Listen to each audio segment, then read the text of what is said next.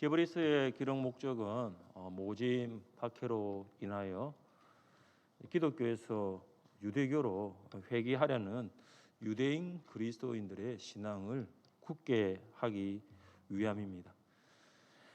유대인 그리스도인들이 박해 가운데서도 신앙을 굳게 할 수 있는 방법이 무엇일까요?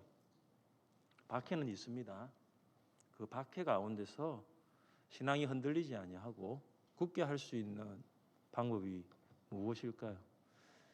예수님을 아는 것입니다. 예수님을 아는 것은 이 박해를 견딜 뿐만 아니라 이 박해에서 승리할 수 있게 하는 비결입니다. 이것은 유대인 그리스도인들이 맞닥뜨린 박해뿐만 아니라 오고 오는 이 신앙의 세대가 이 고난을 견디는 비결, 그 고난을 승리로 바꿀 수 있는 비결, 그것이 바로 예수를 아는 것입니다. 예수님을 아는 것입니다. 지난 2년 동안 우리 교회 성도들은 이 코로나라는 이 고난, 그리고 이 코로나를 승리로 바꿀 수 있었던 비결, 이것은 다름 아니라 예수님을 아는 것에 힘썼기 때문입니다. 이 예배와 기도회를 통해서 또 양육훈련과 목장 모임을 통해서 예수님을 아는 것 결코 중단하지 않았고 멈추지 않았습니다. 예수님을 알아가는 성도는 고난을 견딜 뿐만 아니라 고난을 승리로 바꾸는 줄 믿으시기를 바랍니다. 오늘 오후부터 시작하는 양육훈련은 코로나 종식 이후 우리의 신앙을 더욱 성숙시킬 것입니다. 지난 2년 동안 혹 양육훈련에 참여하지 못하신 분들 2022 양육훈련에 참석하면 코로나 종식 이후에 내 신앙이 성숙되는 것을 볼 것입니다. 또 하나는 우리 교회가 부흥하는 교회로, 우리 교회가 코로나 2년 이후에 하나님이 주시는 그 열매를 맛보는 교회가 될 것입니다. 저는 이걸 확신하고 있어요. 많은 교회가 회복을 이야기하고 있지만 우리는 회복할 필요가 없잖아요. 우리 성도님들 2년 동안 대면 예배에 힘쓰셨고 양육훈련에 힘쓰셨고 얼마나 노력하셨어요. 2022년은 회복이 아니에요. 하늘샘 교회의 2022년은 부흥의 해가 되는 줄 믿으시기를 바랍니다. 할렐루야. 그러니까 양육훈련을 참석해 보십시오. 여러분 신앙이 만약에 2년 동안 바닥이었다, 그죠? 2년 동안은 바닥이었다. 바닥을 딛고 올라올 거예요. 그리고 그 가운데 부흥을 경험하게 될 거죠. 나 개인의 부흥, 가족의 부흥, 우리 목장의 부흥, 우리 하늘샘 우리 교회 공동체의 부흥을 경험하게 될 줄 믿습니다. 하나님께서 우리에게 주시는 오늘 말씀은 대제사장이신 예수 그리스도입니다. 우리 한번 따라해 보십시오. 대제사장이신 예수 그리스도, 대제사장이신 예수 그리스도. 히브리서 저자는 2장과 3장에서 이 대제사장이신 예수 그리스도를 언급한 적이 있습니다. 오늘 4장 14절부터 7장 28절까지는 좀 본격적으로 언급을 하고 있어요. 예수 그리스도의 대제사장직의 우월성에 대해서 본격적으로 다루고 있습니다. 우리 먼저 14절 말씀을 함께 읽겠습니다. 14절입니다. 그러므로 우리에게 큰 대제사장이 계시니 성천하신 이고 하나님의 아들 예수시라. 우리가 믿는 도리를 굳게 잡을지어다. 아멘. 저자는 박해 가운데 있는 유대인 그리스도인들에게 우리에게는 큰 대제사장이 계신다라고 강조합니다. 3주간 우리 큐티 학교를 했는데 A형부터 D형까지 큐티를 했습니다. 우리 D형 큐티에는 연구와 묵상이 있어요. 연구와 묵상이 있는데 그 연구와 묵상을 잘할 수 있는 방법이, 혹시 큐티 학교 참석하신 분들은 뭐라고 배웠습니까? 연구와 묵상을 잘할 수 있는 방법 두 글자입니다. 정영희 권사님 참석하셨죠? 그 삼체를 쳐다봐가지고 두 글자입니다. 질문. 연구와 묵상을 잘할 수 있는 방법이 뭐냐면 질문이라는 거죠. 우리는 왜라는 질문을 던지면서 성경이 주는 교훈을 찾을 수 있습니다. 그러니까 14절을 왜라는 질문을 만들 수 있겠지요. 왜 저자는 유대인 그리스도인들에게 큰 대제사장이 있다는 것을 말씀하고 있습니까? 질문되죠. 그렇죠? 이 질문은 유대인 그리스도인들이 기독교에서 유대교로 회개하려는 것과 연관이 있습니다. 유대인들에게 자부심이 한 가지 있습니다. 그러니 유대교 안에 뭐가 있냐면은 대제사장을 모시고 있다. 이 큰 자부심이에요. 여러분, 왜 그들이 이런 자부심을 가지게 됐냐 하면은 이 대제사장의 직무와 관련돼 있습니다. 대제사장이 무슨 일을 하냐면은 거룩하신 하나님과 죄인의 인간을 중보하는, 이 중개하는, 연결하는 이 중보자 역할을 합니다. 하나님을 연결하는 사람이 대제사장이에요. 얼마나 놀라운 일입니까? 그러니까 유대인들은 대제사장 있다는 이것만으로도 굉장히 자부심이 있어요. 저자는 힘주어 강조합니다.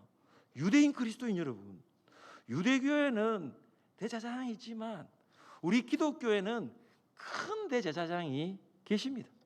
우리에게 있는 큰 대제사장은 하나님의 아들, 바로 예수 그리스도이십니다.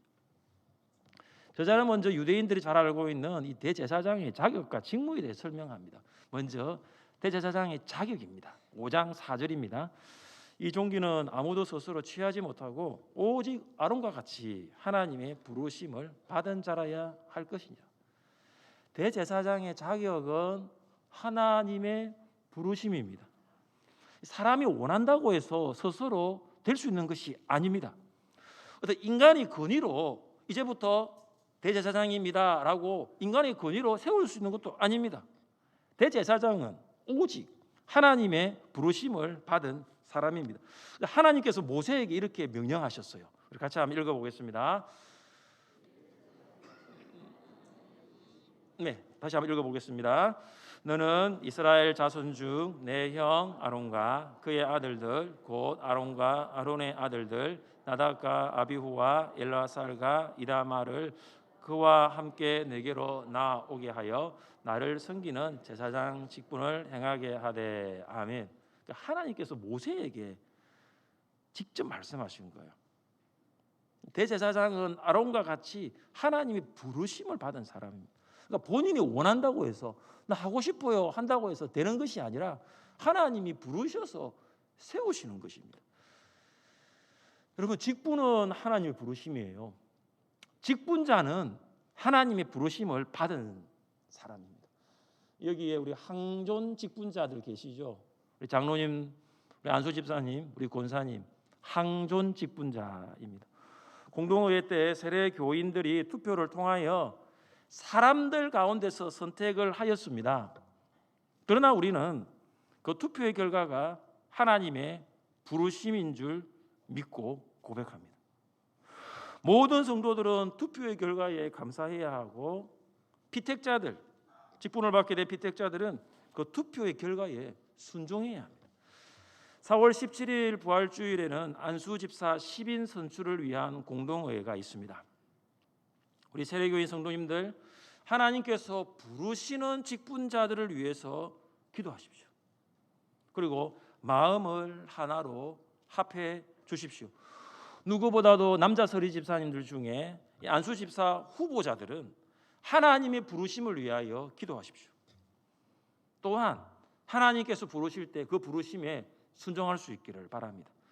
우리 모두가 하나님의 부르심을 받은 자를 선출하는 공동의회를 위하여 합심하여 기도할 수 있기를 간절히 바랍니다. 대제사장의 직무가 이제 무엇입니까? 5장 1절입니다. 대제사장마다 사랑 가운데서 택한 자이므로 하나님께 속한 일에 사람을 위하여 예물과 속죄하는 제사를 드리게 하나니. 대제사장은 하나님께 속한 일을 합니다. 하나님께 속한 일은 예물과 속죄하는 제사를 드리는 일입니다.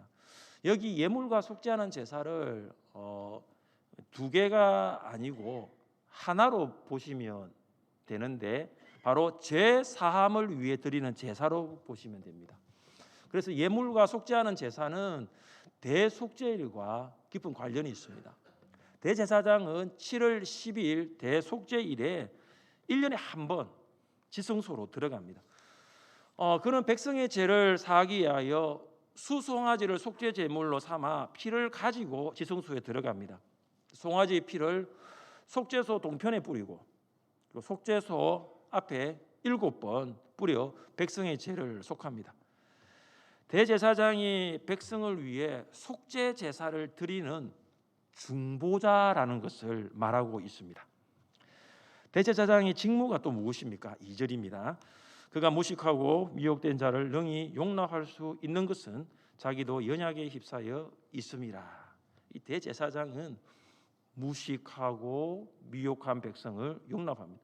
여러분, 무식하고 미혹한 백성이라고 해서 문맹인을 말하고 있는 것이 아니에요. 여기 무식하고 미혹된 자는 뭐냐면 죄를 범한 자들인데 의도적으로 죄를 범한 자를 말하고 있지 않는 것이 아니라 우발적으로 죄를 범한 자들을 말하고 있습니다. 우발적으로 죄를 범한 자가 무식하고 미혹된 자들입니다. 그러니까 우발적으로 죄를 범했다는 것은 뭐냐? 알지 못하고 죄를 지었다는 것입니다. 모르고 죄를 지었다는 것입니다. 그러니까 대제사장은 이런 우발적으로 죄를 범한 백성을 능히 용납할 수 있습니다. 왜 그렇습니까? 대제사장도 자기도 연약하기 때문에. 이스라엘 백성이 아론에게 우리를 인도할 신을 만들라고 요구했을 때 아론이 뭐 만들었습니까? 뭐 만들었죠? 금송아지 만들었죠. 금송아지 만들었죠. 아론은 우상을 만들지 말라는 제2계명 그걸 어겼습니다. 아론의 아들 나답과 아비후가 하나님께서 명하지 아니한 다른 불을 분향하는 죄를 범했습니다. 이 무엇을 말합니까? 대제사장도 연약하다라는 거예요. 그래서 그는 이스라엘 백성을 용납할 수 있어야 합니다. 또한 대제사장의 직무가 무엇입니까? 대제사장은 자기 자신을 위한 속죄 제사를 드려야 합니다. 3절입니다. 그러므로 백성을 위하여 속죄제를 드린 것 같이 또한 자신을 위하여도 드리는 것이 마땅하니라. 그러니까 대제사장이 1년에 한 번 7월 10일 날 지성소로 들어갑니다. 백성의 죄를 속하기 위하여 들어갑니다. 그런데 먼저 자기 자신을 위한 희생 제사를 드려야 합니다. 우리 함께 말씀을 읽어보겠습니다. 모세가 또 아론에게 이르되 너는 제단에 나아가 내 속죄제와 내 번제를 드려서 너를 위하여 백성을 위하여 속죄하고 또 백성의 예물을 드려서 그들을 위하여 속죄하되 여호와의 명령대로 하라. 여기 보시면 하나님께서 모세를 통하여 아론에게 말씀하시는데 너를 위하여 먼저 드리라는 거예요. 너를 위하여. 자신의 속죄를 위하여 먼저 드리고 그 다음은 백성을 위하여 속죄 제사를 드리라는 것입니다. 우리는 이 대제사장의 자격과 이 직무에 대해 살펴보았습니다. 이 대제사장의 자격은 하나님이 부르심을 받은 사람입니다. 대제사장의 직무는 백성의 죄를 속하고 백성을 용납하고 자신을 위한 속죄 제사를 드립니다.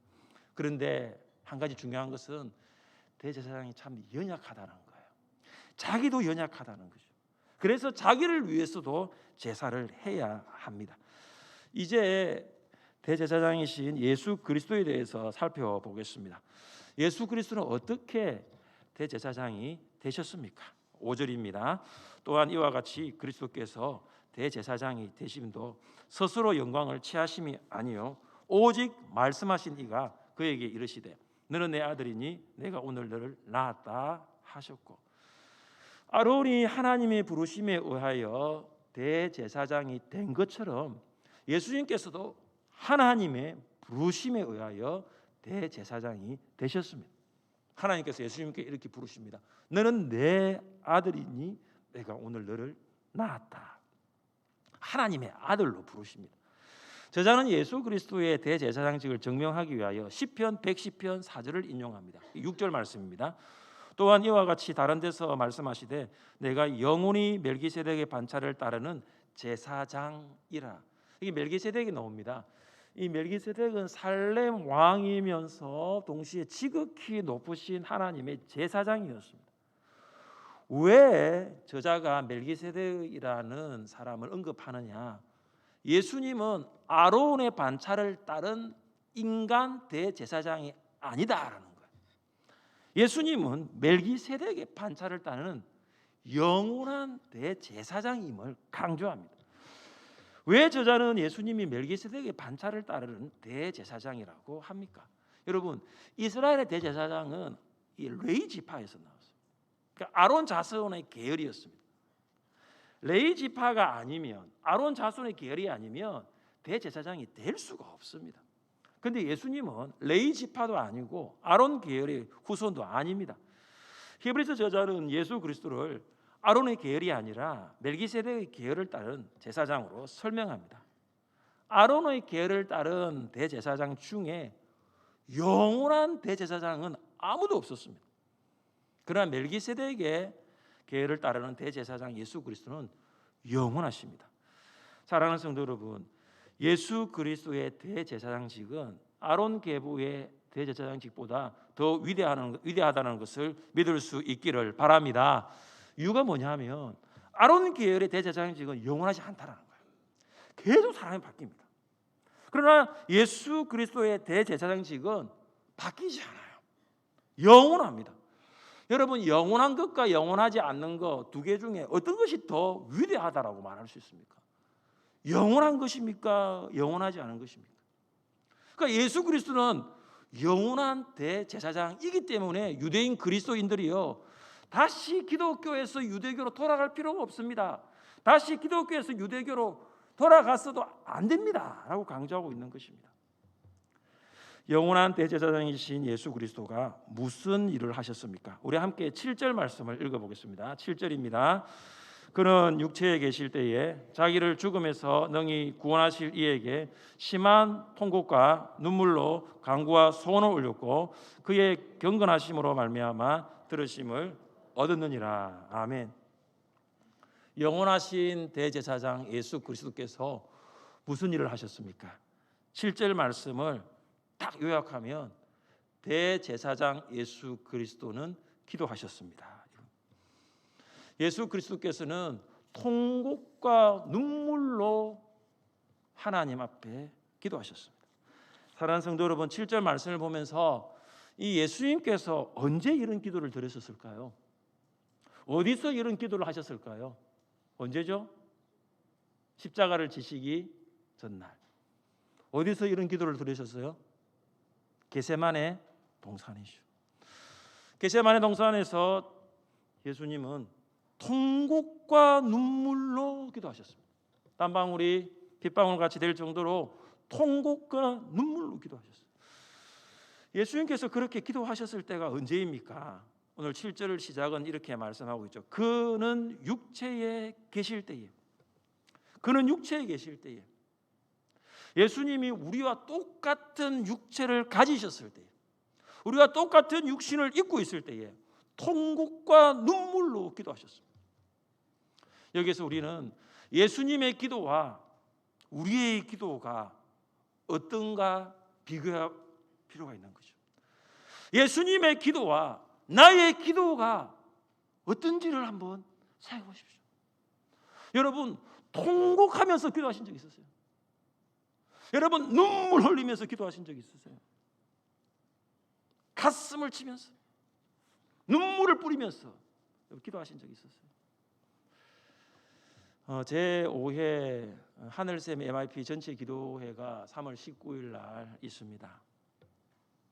기도하는 성도들, 특별히 그 엄마들의 눈물의 기도가 있는 곳, 통곡과 눈물의 기도가 있는 곳이 어디냐? MIP예요.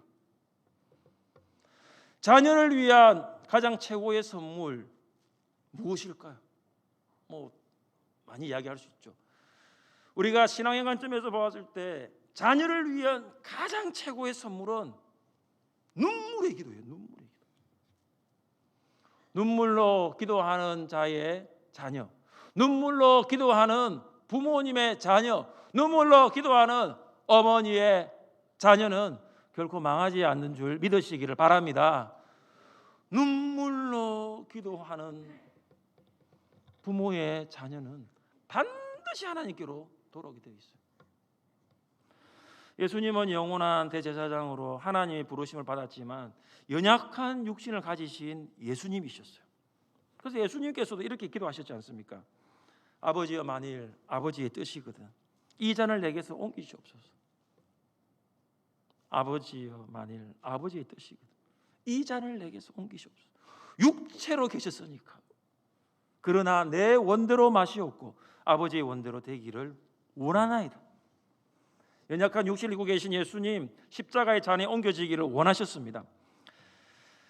그만큼 죽음을 앞두고 통곡과 눈물로 하나님 앞에 기도하셨습니다.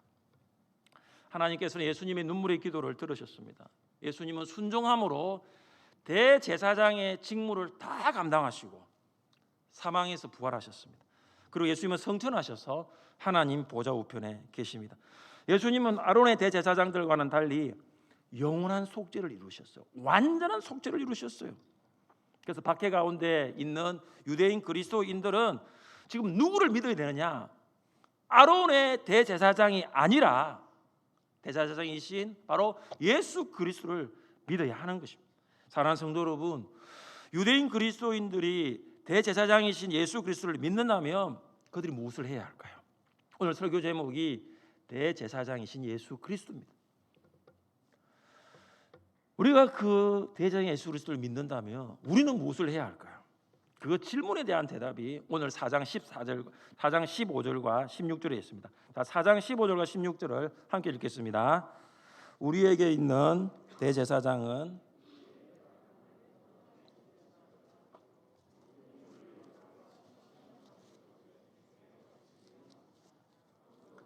긍휼하심을 받고 때를 따라 돕는 은혜를 얻기 위하여 은혜의 보좌 앞에 담대히 나아갈 것이니라. 아멘.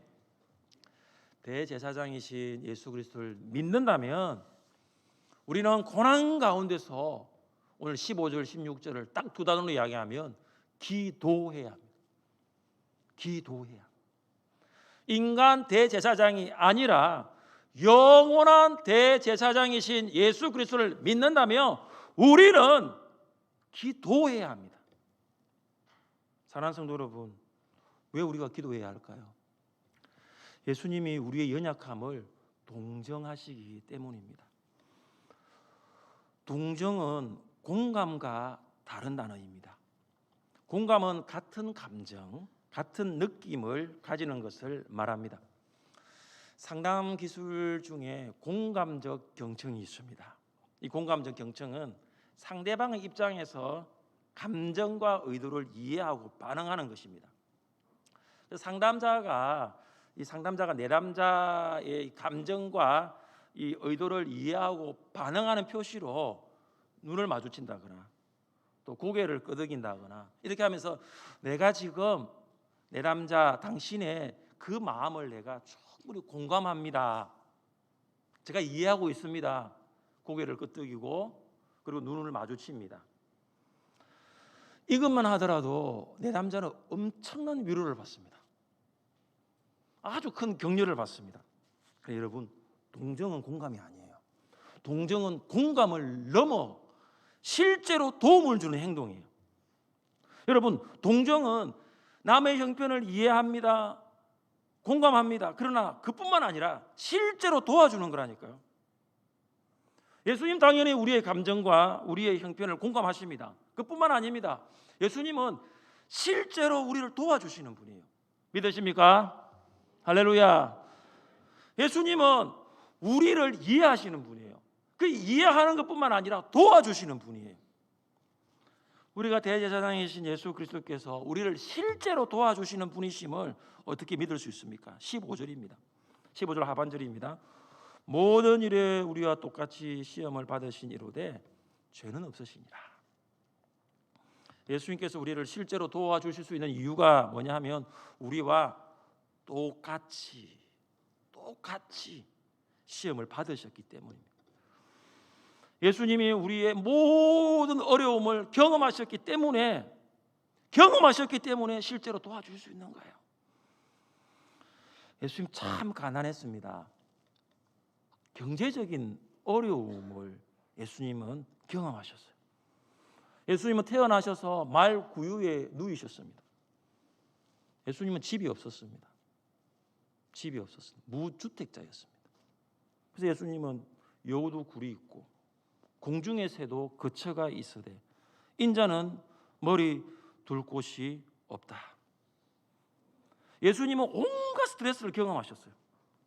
많은 사람들이 예수님을 떠나간 후에 예수님 제자들에게 이렇게 물으셨죠. 너희도 가려느냐? 너희도 가려느냐? 이 제자들도 예수님을 배신하였습니다. 예수님은 영적인 고통도 경험하셨어요. 하나님으로부터 버림받으셨어요. 나의 하나님, 나의 하나님, 어찌하여 나를 버리셨나이까? 예수님은 우리가 살아가면서 경험할 수 있는 모든 것을 경험하셨어요. 그런데 놀라운 것은 뭐냐? 이 모든 것을 경험하셨지만 죄를 범하지 않았다는 거죠. 여러분, 경제적인 어려움을 여러분 경험하셨을 때 많은 사람들이 죄를 짓습니다. 여러분, 스트레스를 받거나 어떤 큰 고통을 만나면 사람들은 죄를 짓는 경우가 많아요. 근데 예수님은 그렇게 하지 않으셨어요. 우리가 경험하는 모든 시험을 받으셨지만 결코 죄를 짓지 않으셨습니다. 이것은 무슨 말입니까? 예수님이 모든 시험에서 승리하셨기 때문입니다. 대제사장 아론은 자신을 위하여 속죄 제사를 드려야 할 정도로 연약하였습니다. 무식하고 미혹된 백성을 용납할 정도로 그 연약이 휩싸여 있었어요. 그러나 우리 예수님 아론과 다릅니다. 우리 예수님 시험에 연약하지 않았습니다. 시험을 이겼어요. 우리 예수님 우리 연약함을 실제로 도와주실 수 있습니다. 예수님께서 우리와 똑같이 시험을 받으셨고 우리를 실제로 도우실 수 있는 것을 믿는다면 우리가 어떻게 해야 할까요? 우리 16절을 함께 읽겠습니다. 16절입니다. 그러므로 우리는 긍휼하심을 받고 때를 따라 돕는 은혜를 얻기 위하여 은혜의 보좌 앞에 담대히 나아갈 것이니라. 아멘. 우리가 어떻게 해야 합니까? 예수님이 우리와 똑같이 시험을 받으셨고 그리고 예수님이 공감을 넘어서 우리를 도와줄 수 있는 동정하실 수 있다면 우리가 어떻게 해야 할까요? 16절 두 글자로 기도입니다. 때를 따라 돕는 은혜가 무엇입니까? 우리가 살아가면서 직면하는 모든 순간순간 그 모든 순간순간 필요한 구체적인 도움이 바로 때를 따라 돕는 은혜예요. 인생의 많은 시험 가운데 누가 좀 도와주었으면 좋겠다라는 생각을 한 번 이상 해본 적 있잖아요. 누가 좀 도와주었으면 좋겠다. 그래서 서울에 있는 큰 병원에 예약을 잡는데 예약이 잘 안 된단 말이죠. 그래서 사람들이 그런 말을 하잖아요. 그 병원에 청소하는 아주머니라도 알면 좋겠다. 청소하는 아주머니라도 알면은 그 병원 좀 연결해 줄 텐데. 의사도 아니에요. 간호사도 아니에요. 그 병원 청소하는 아줌마라도 알면 좋겠다는 거죠. 이것은 무슨 말입니까? 좀 아는 사람 한 사람이라도 있으면 좋겠다. 내가 지금 힘든데, 내가 지금 큰 고통 가운데 있는데 나를 이해해주고 나와 공감해주고 나를 좀 도와줄 수 있는 도움이 되는 한 사람이라도 있으면 좋겠다. 그런 생각 여러분 해보지 않았습니까? 이스라엘 백성들은 지성소 앞에 감히 나아갈 수 없습니다. 그러나 우리는 순간순간 나아갈 수 있어요. 순간순간 구체적인 실제적인 도움을 얻기 위하여 보좌 앞에 나아갈 수 있는 거죠. 이스라엘 백성 중에 대제사장 그것도 7월 10일 대속죄일에 한 번 나갑니다. 근데 우리는 언제든지 나갈 수 있어요. 언제든지 하나님 앞에 나아가는 은혜의 보좌 앞에 나아가는 그 길이 열려 있습니다. 은혜의 보좌 앞에 나가는 것이 바로 기도예요. 기도. 사랑하는 성도 여러분, 하나님의 도움이 없이는 인생에 어떤 문제도 해결할 수 없습니다. 이 고백이 신자의 고백이에요. 여러분이 만약 하나님의 도우심이 없이는 인생에 어떤 문제도 해결할 수 있습니다 하면 그건 교만이에요. 교만. 신자는 하나님의 도움 없이는 인생의 문제를 해결할 수 없습니다. 나는 내 인생의 문제를 해결할 수 없습니다. 그래서 은혜의 보좌 앞에 나아가 기도하겠습니다. 이게 신자의 고백이에요. 근데 여러분 왜 기도하지 않습니까? 여러분 기도할 수 있는데 왜 자꾸 걱정만 하세요? 여러분 왜 기도할 수 있는데 왜 자꾸 염려만 하세요? 하나님의 은혜의 보좌 앞으로 나아가 도움을 받을 인생의 문제가 얼마나 많습니까? 하나님의 도움이 없이는 도저히 해결될 수 없는 이 절체절명의 문제가 얼마나 많습니까? 여러분, 부부와의 관계 좋습니까? 부모와 자녀의 관계가 괜찮습니까? 건강하십니까? 재정의 문제는 없으십니까? 학업과 진로는 고민되지 않습니까? 육신적인 문제, 정신적인 문제 혹 있는 거 아닙니까? 관계의 문제는 혹 없습니까? 코로나 이것도 마찬가지죠. 답은 어디에 있느냐? 은혜의 보좌 앞에 계신 하나님께 있어요. 하나님이 답을 가지고 계신 분이 대제사장이신 예수 그리스도를 믿음으로 하나님의 은혜의 보좌 앞으로 나가 기도하는 여러분 될 수 있기를 주님의 이름으로 축복합니다.